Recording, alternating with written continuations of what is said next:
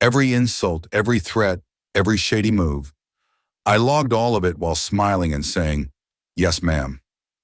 For a year and a half, Vanessa hounded my family, leveled our 100-year-old barn, and filed 6 baseless lawsuits trying to shove us off land we'd held since 1924. This transplant from the tech world figured she could strong-arm some backwards rancher into selling cheap so her development outfit could slap luxury condos onto our acreage. What this entitled HOA president never grasped was that my great-grandfather didn't just build our ranch. He also built the dam that keeps her $2.3 million lakefront palace from overlooking a muddy little creek. See, federal infrastructure deals from 1943 are strange beasts. They hand you authority that overrides every local ordinance, every HOA regulation, and every county judge's order.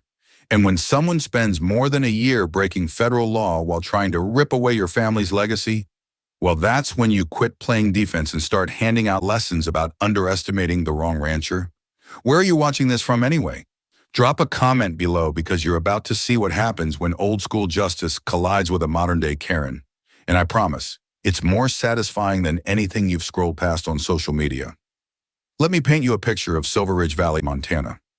Population 847 souls tucked around the pristine waters of Crystal Haven Lake, like a postcard from a time when life seemed simpler. The morning mist lifts off that lake carrying the scent of pine needles and possibility, along with the distant calls of loons echoing over water so clear you can see the bottom 20 feet down. My family's been here since 1924, when my great-grandfather, Albert Lawson, staked his claim and built Lawson Ranch with nothing but grit and calloused hands. That barn Vanessa had torn down. Albert carved every beam himself, raising it with neighbors who understood that when you build something meant to endure, you build it with your community. But here's the thing about Crystal Haven Lake. It isn't exactly natural. Back in '43, Albert partnered with the Roosevelt administration to construct the dam system that created this little paradise. The taste of that lake water is sharp and clean because 3 generations of Lawsons have kept those dam controls tuned with the precision of a Swiss watch. I'm 52 now, working as a hydraulic engineer for the county water district. After my divorce last year, my teenage daughter Lily spends summers with me. That barn was her sanctuary. The acoustics were perfect for her violin practice, and the old timbered rafters would send Bach and Beethoven bouncing around like a concert hall put together by angels. Enter Vanessa Thornell, 45, a former Silicon Valley executive who bought the priciest lakefront lot 18 months ago for $2.3 million in cash. She talks like a corporate slide deck and treats locals like quaint obstacles in the way of her grand vision. Her husband, Daniel, is a lawyer who communicates almost entirely in legal threats, and together they'd been recruiting other wealthy newcomers to stack the HOA board in their favor. The first sign of trouble came when Vanessa announced that my century-old barn violated new aesthetic guidelines and ruined property sightlines. The smell of old hay and motor oil that had shaped my childhood suddenly became an offense to her delicate sensibilities. She discovered the barn was never formally permitted because building permits weren't a thing in 1924, and she swung that technicality like a legal sledgehammer. The HOA vote came back 6-1 in favor of demolition. I was the lone original resident left on the board.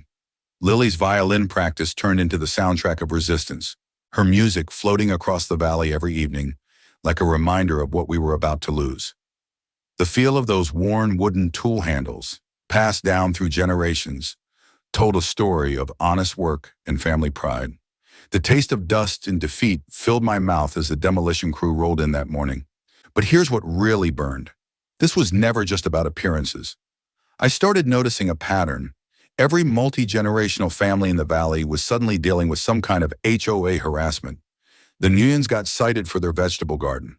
The Alvarez family was fined for excessive truck repairs. The Bat family's roadside fruit stand was suddenly in violation of commercial activity rules. Vanessa's Facebook group, Silver Ridge Beautification, was actually a hit list of local families she wanted gone. Her post read like a developer's wish list. Once we remove these unsightly agricultural activities, property values will skyrocket. The financial blow landed fast.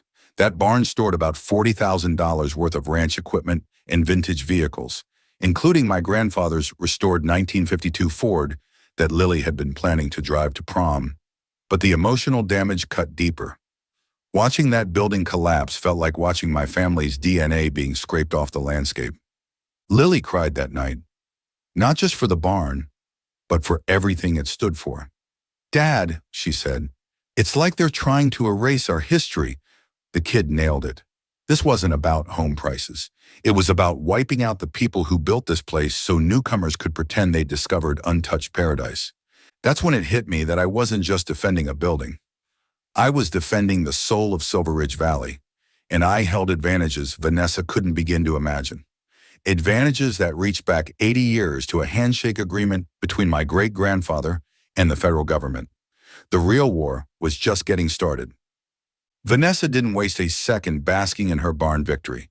Within a week, she'd filed noise complaints about my 6 a.m. ranch work, claiming it violated the HOA's freshly minted quiet hours from 7 p.m. to 8 a.m. The woman who'd likely never heard a rooster in her life was suddenly an expert on rural sound ordinances. Her lawyer husband, Daniel, mailed me a certified letter that read like a legal ransom demand. $500 in daily fines for disturbing the peace of the community. The paper had that pricey law firm letterhead texture, all cotton fiber and condescension. Daniel's signature looked designed to intimidate, not communicate. But here's where Vanessa made her first strategic misstep. She documented everything on social media, posting pictures of my unsightly ranch equipment with captions about bringing civilization to the wilderness. Her luxury EV would glide past my place at odd hours. Her phone held up to the passenger window like she was running surveillance on a hostile outpost. That's when I decided it was my turn to start digging. I spent 3 nights straight at the county courthouse, sifting through property records and deed transfers until my eyes ached from staring at the microfilm machine. The taste of stale courthouse coffee became my fuel as I followed the paper trail behind Vanessa's land purchase. What I uncovered made my blood run cold. Her parcel had been sold to her by the Harper family, but old Tom Harper had never wanted to let it go. The records showed a sketchy sequence. First, his property tax assessment mysteriously tripled. Then came a distressed sale to a shell holding company, followed almost immediately by a transfer to Vanessa at a bargain basement price. But the legal nugget that changed the game was buried in my own family's original deed. A clause granting perpetual agricultural use rights that predated any HOA by 70 years. Agricultural use rights function like mineral rights. They're attached to the land and can't be voted away by late arriving neighbors. One sentence takeaway. When you inherit land, you also inherit embedded rights that are sometimes more valuable than the dirt itself. I started reaching out to other long-timers, and the patterns snapped into focus. Every original family was facing coordinated pressure designed to push them out. Mrs. Nguyen, the retired teacher, had been keeping meticulous notes on every HOA meeting. Her handwriting was as crisp as legal stenography as she documented each suspicious vote and manufactured crisis. The mini twist came when Vanessa escalated things by reporting my unpermitted water usage to the state environmental agency.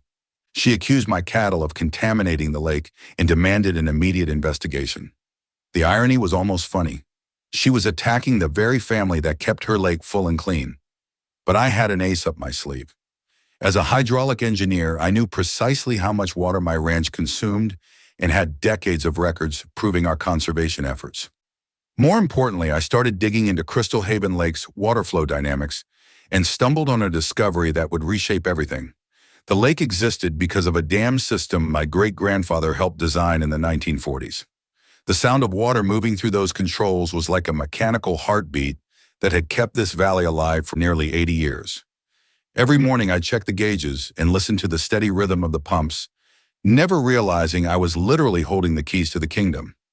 I pulled the original federal documentation from the archives, papers that smelled like old leather and government bureaucracy.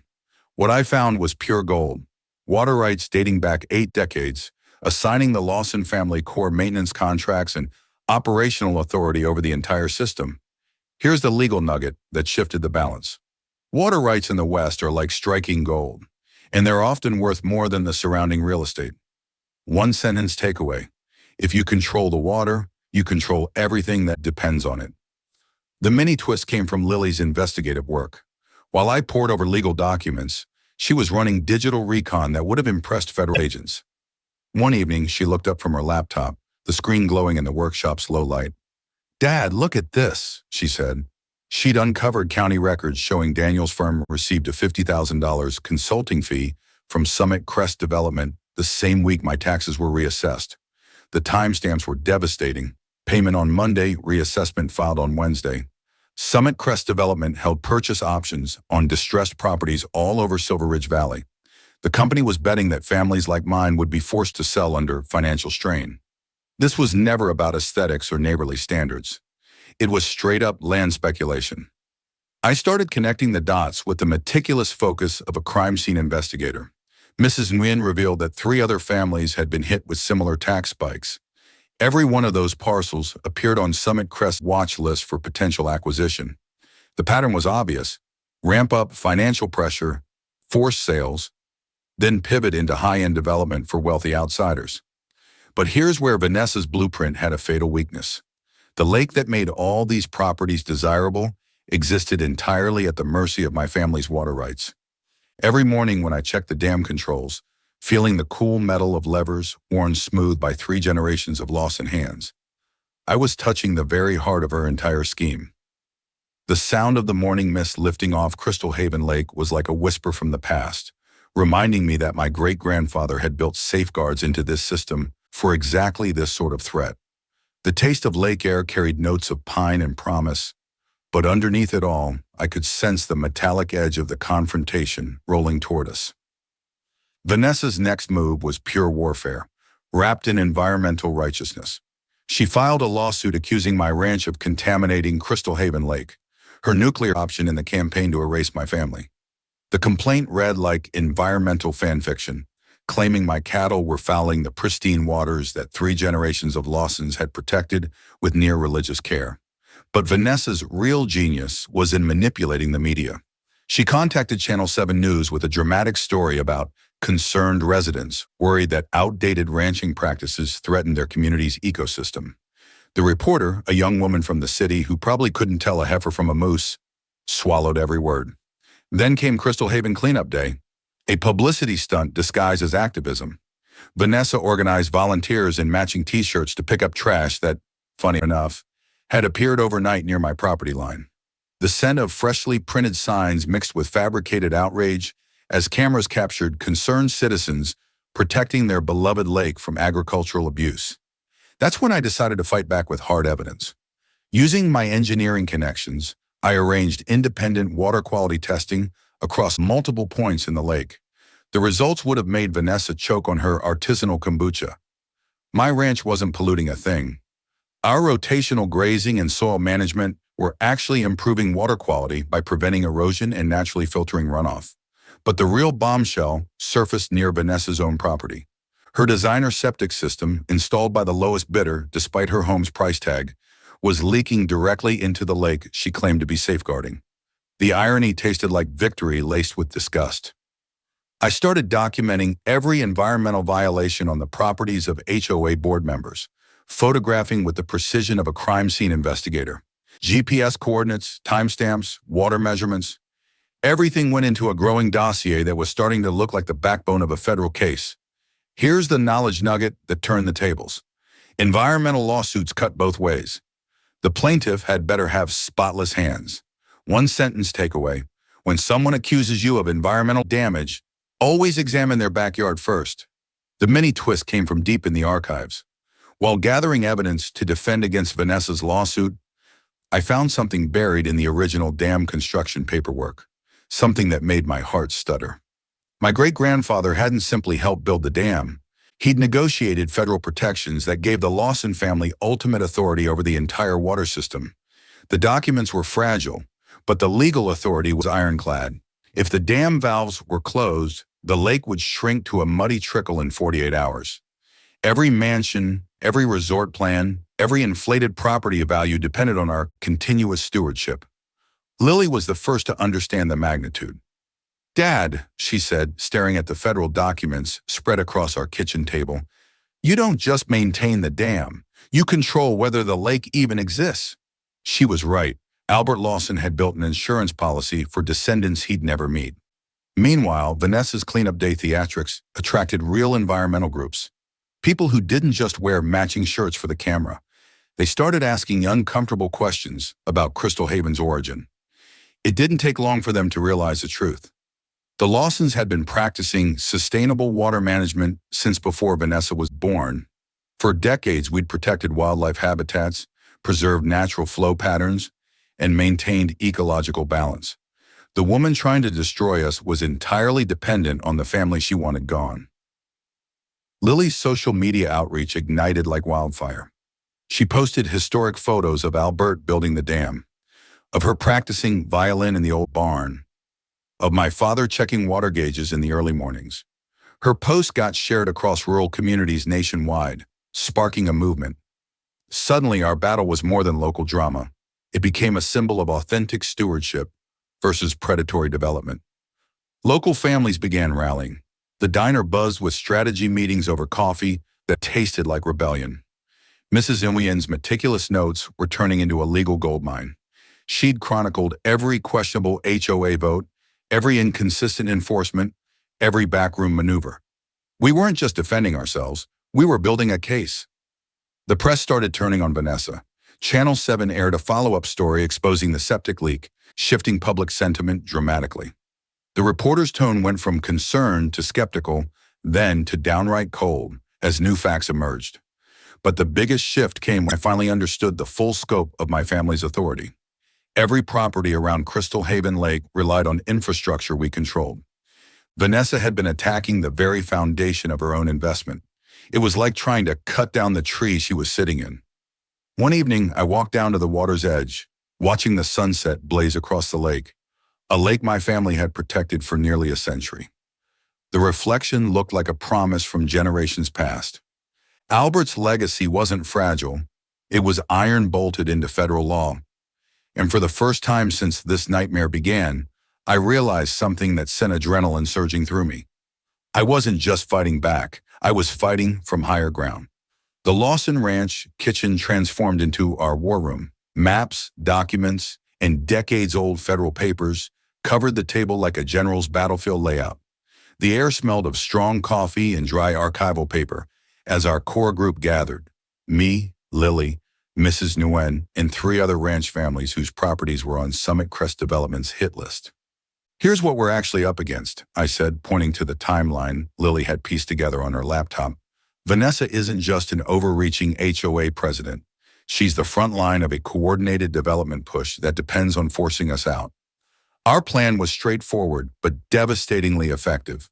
We would let Vanessa continue her aggressive tactics while we collected airtight evidence of every violation, every abuse of power, every indication of conspiracy. Like a controlled burn, we'd allow her flames to rise just high enough to expose the entire operation. Mrs. Nguyen, with her retired teacher precision, had been documenting everything for months. Her notes read like legal transcripts. Times, dates, motions, votes. Every subtle manipulation captured in neat handwriting. These weren't just meeting notes anymore. They were the bones of a conspiracy case. My engineering expertise became the backbone of our technical preparation. I performed a full diagnostic of the dam system, ensuring every valve, gauge, and hydraulic mechanism operated perfectly. The hum of the equipment sounded like a heartbeat, steady, reliable, unbroken. I documented everything with time-stamped logs, creating a record of flawless operation. Then I ran a full hydrological simulation. The results were brutal. If the main valves were closed, Crystal Haven Lake would drop to less than 1/3 of its depth within 2 days. Mud flats, stench, sinking property values. It would be a catastrophe for anyone who'd built their lives around lakefront prestige. Lily became our communications strategist. Her fingertips flew across her keyboard as she shaped our story into a powerful narrative about rural heritage under siege. It's not just happening here, she said. Communities in every corner of the country are dealing with the same thing. Her posts, historical photos, family stories, environmental records, went viral. Other small towns began sharing their own HOA horror stories, turning our fight into the center of a national conversation. Our legal preparation became almost ritualistic. Every threatening letter, every petty citation, Every suspicious action from the HOA went into expanding stacks of labeled manila folders. Evidence of bribery, evidence of environmental negligence, evidence of selective enforcement. It all accumulated like ammunition. Here's the knowledge nugget that became our motto. In legal battles, nothing beats perfect documentation. One sentence takeaway. When someone attacks you systematically, your strongest weapon is a systematic paper trail. We secured expert witnesses who were eager to testify. Environmental engineers, federal water rights attorneys, dam inspectors, and historians familiar with New Deal-era infrastructure agreements. Their expertise would transform our evidence into a steel-reinforced legal case. But we also played the psychological game. We adopted the rope-a-dope method, absorbing Vanessa's blows, letting her grow increasingly reckless, all while quietly building an ironclad case. Every family she targeted came into our circle. Every overreach became more proof of a coordinated, malicious pattern. The diner became our headquarters, buzzing with strategy sessions that smelled like strong coffee and determination. Ranchers, retired teachers, mechanics, everyday people banded together to defend their history. Our research into federal statutes uncovered something priceless. New Deal-era infrastructure protections treated critical water systems as federal property. Any interference, any obstruction, any tampering, any attempt to limit access was a felony. That knowledge made our case unshakable. Our community turned into a movement. Folks began digitizing old family photographs, gathering oral histories, and sharing stories of stewardship that stretch back generations. Lily's videos spotlighting these families gained millions of views, creating national support for protecting rural heritage against predatory development schemes. And the dam test, felt almost ceremonial. My hand rested on the control lever worn smooth by decades of loss in hands. A reminder that our authority over the lake wasn't theoretical. It was real, tangible, and federally protected. Vanessa had been attacking the very infrastructure that gave her property value. She thought she was playing chess. She didn't realize she was playing on a board my family owned. But things escalated fast. Mysterious sabotage began on my ranch. Cut hydraulic lines, loosened fences, gates left open, cattle wandering. The sour smell of diesel and sabotage filled the air. Daniel kept filing lawsuits, absurd ones, accusing me of things like excessive rooster volume and environmental negligence for compost that wasn't even on his side of the fence. Papers piled up like trash from a hurricane. Meanwhile, Vanessa amped up the smear campaign. She started whispering that I was unstable, obsessed with the dam, possibly dangerous. Her Facebook post painted me as a threat to community safety. Some people bought it. Businesses suddenly reviewed my accounts. The hardware store couldn't locate parts. The feed store claimed my credit status had changed. Even the local coffee shop made Lily uncomfortable. Watching her face fall when a cashier ignored her hurt more than any lawsuit ever could. So I countered with what I knew best: engineering. I installed a professional-grade security system around my entire property. Same sensors we use for county flood control, same cameras we use for protecting public infrastructure. Within a week, I had gold. One night, the cameras caught Daniel creeping around my property at 2 a.m., photographing equipment and trying to access the dam maintenance road. The night vision footage showed him tugging at locks, checking gates, and scanning the perimeter like a burglar. That was the moment everything shifted. Here's the knowledge nugget. When someone attacks you relentlessly, they're usually covering up crimes of their own. The mini twist came from Lily's digital sleuthing. She traced cash payments from Summit Crest Development straight to local vandals, the same men who'd been damaging my equipment. They weren't subtle about it either. On social media, they posted photos, flashing stacks of bills, bragging about easy side jobs. "Dad," Lily said, spinning her laptop around, "they basically confessed online." But Vanessa's biggest mistake, her fatal one, was blocking my access to the dam road. She parked her luxury EV sideways across the gate, filming herself like she was protecting the community from a saboteur. Daniel joined her, shouting about illegal access, while my cameras captured every second. What they didn't know was that blocking access to critical federal infrastructure is a felony. They weren't just playing HOA hardball. They were stepping into federal crime territory. Federal interest ignited like dry grass.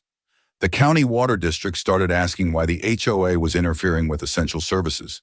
Then came the environmental groups. Then the reporters. Then, most ominously, the federal agents. The entire valley started turning on Vanessa. Families realized they weren't facing individual issues. They were victims of an organized campaign. People she thought were her allies began backing away. Ranchers who hadn't spoken in years united in one quiet and powerful front. Even newcomers were disturbed. "This isn't what we moved here for," one of them said at the diner. Channel 7 shifted its coverage. After the septic leak story, their tone flipped. They began investigating the harassment campaign, interviewing ranchers, comparing complaint patterns, exposing connections between HOA actions and Summit Crest Development's land ambitions. Vanessa and Daniel started slipping, getting sloppy, nervous, reactive instead of strategic. They'd underestimated the one thing they couldn't control: a united community paired with federal law. The psychological toll hit me hard. Seeing Lily hurt, seeing neighbors worn down, seeing our family's legacy under siege, it carved something deep inside me. But it also hardened me. Every act of sabotage fueled more determination. One night, everything snapped into focus. Vanessa showed up at my door with a silver briefcase, $500,000 in crisp bills, a buyout attempt, a bribe. She spread the money across my kitchen table, the bills smelling like ink in desperation. "Think of Lily's future," she said, voice trembling behind her forced smile. "This can buy her any life she wants, away from all this." My security cameras caught every word, every frame, every flinch. When I refused, Vanessa's mask cracked. "I will erase your family," she hissed. "By the time I'm done, no one will say Lawson without disgust." Not even 24 hours later, she filed a restraining order claiming I'd threatened to drain the lake and endanger the community. Daniel's legal filing was fiction bordering on delusion, painting me as a violent extremist. But they'd forgotten one crucial fact. You can't file a restraining order that prevents someone from performing federally mandated duties. Federal law outranks local drama. And just like that, their attempt backfired spectacularly. Daniel's conflict of interest, representing both the HOA and Summit Crest, triggered an immediate state bar investigation. The bribe connected to offshore money laundering. The harassment connected to conspiracy. The interference with federal infrastructure connected to RICO violations. The FBI stepped in, and the entire valley watched the people who'd terrorized them finally face the justice they thought they were above. The tide wasn't just turning. It was roaring. The annual Silver Ridge Town Hall had never seen anything like what unfolded that night. The high school gym overflowed with residents, reporters, and federal agents who'd driven in from Billings. The air buzzed with the kind of charged tension you feel right before a thunderstorm breaks. Everyone knew this wasn't going to be a normal meeting. This was the reckoning. Vanessa swept in fashionably late, stepping out of her gleaming EV with Daniel and two sharply dressed attorneys trailing behind her. She wore a tailored suit that probably cost more than a rancher's monthly feed bill. You could almost smell her manufactured confidence as her heels clicked across the gym floor, each step an arrogant countdown to her undoing. She marched straight up to the podium, firing up a PowerPoint she must have spent all night crafting. "Ladies and gentlemen," she began, addressing the crowd like she was presenting quarterly earnings. "We're here to discuss a serious threat to our community's safety and stability." The screen behind her lit up with pictures of my property, zoomed-in shots, out-of-context angles, followed by exaggerated claims about environmental hazards. A handful of concerned citizens stood to give prepared testimonials, though half the room recognized them as Summit Crest employees. The whole performance smelled like fear wrapped in corporate cologne. Vanessa poured on the dramatics, calling me unstable, dangerous, a menace to their peaceful way of life. She even mustered fake tears about fearing for her family's safety. It would have been convincing if anyone in the building hadn't watched her orchestrate a harassment campaign for over a year. When she finished, I stood up calmly. I didn't launch into a defense. I didn't rant. I simply said, "Thank you all for nearly a century of supporting my family's stewardship of this valley." Then I held up a photo. My great-grandfather, Albert Lawson, standing beside the original dam he built in 1943. The gym fell silent. Albert didn't just build a dam, I continued. He protected this valley, its water, its land, and its people, for generations. He built this system in partnership with the federal government to ensure families like yours and mine could thrive. And that's when Agent Sarah Cortez from the FBI's Financial Crimes Division rose from the back row. The room snapped to attention. "Ladies and gentlemen," she said, "I'm here to inform you that our investigation has uncovered evidence of organized racketeering, money laundering, and coordinated efforts to defraud multiple families in this community." Gasps rolled through the gym like a shockwave. She laid it all out. Summit Crest Development's plot to force out longtime residents, Daniel's law firm funneling money through shell companies, the bribery attempt, the vandalism, the manipulated tax assessments. It was everything we had documented and more. But the knockout blow came when she said, "Interfering with federally protected water infrastructure is a federal crime. The Lawson family holds legal operational authority over this system. Any attempt to obstruct their duties is a violation of federal law." Murmurs turned to open disbelief as the truth hit everyone. Vanessa's entire campaign hadn't just been immoral. It had been blatantly illegal. Vanessa snapped. "I'm the victim here," she shrieked, her polished composure shattering. "These backwards people don't understand progress. This valley needs new leadership." Her voice turned sharp, her words dripping with contempt for every person who'd lived here longer than she had. More than half the gym recoiled. Even her attorneys looked like they wanted to sink through the floor. Water District Supervisor Jim Halstead stood next. "The Lawson family has maintained this dam with flawless stewardship for 8 decades, he said firmly. "Their expertise is irreplaceable. Their authority is federally mandated, and their commitment to this valley is unquestionable." I stepped forward for my final statement.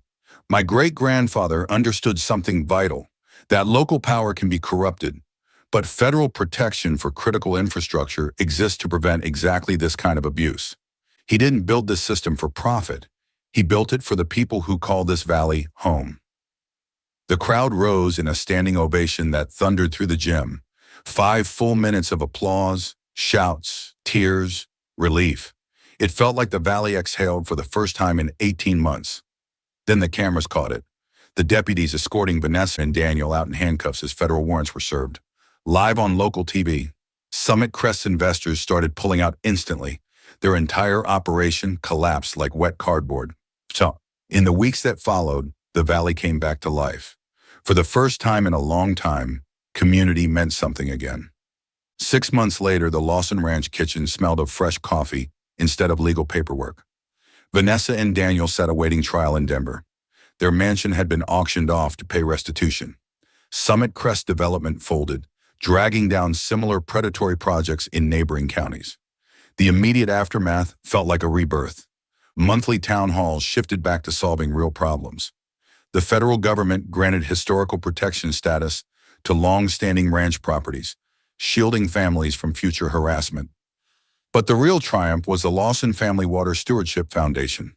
Funded partly by settlement money, it helps rural communities understand water rights, federal protections, and sustainable land management. Lily became its beating heart.